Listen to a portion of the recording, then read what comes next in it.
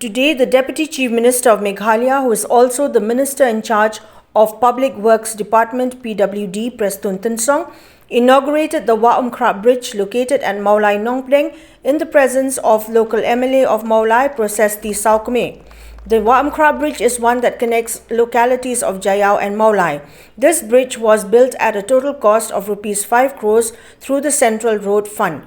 Speaking on the occasion, Prestun Tinsong said that the construction of the bridge has taken some time because of the pandemic, but on its completion, he hoped that the bridge will be a blessing to both the localities of Jayau and Maulai. He also informed that as a means to ease traffic congestion in the city, the government had started with the construction of the Maulai Bypass Road, and again the completion of this particular road construction has done away with about 20 to 25% traffic congestion. La shisha kala bakham bampor kan dia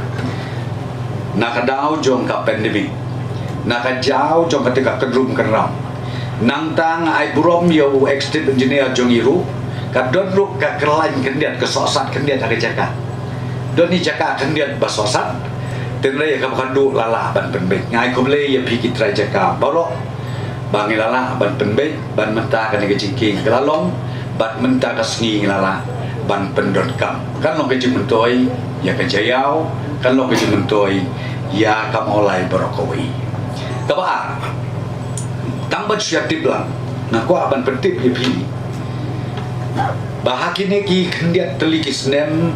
ni ya perkhat ru kumno ban yelek kan bala ban pendunai ke trafik haslong tekawai ni kita kalong ni pendek syaya kam olai bypass ban ngamla ban klet ngiwan ya ka ban play ya ka tu mulai bypass teke jingwan jungi aka tu kapon akan mau ngi ong balat no ngi pendek no kamploy bandeladet ka tu mulai bypass kan ni ke traffic jam nang ni demi road ke laduna sisa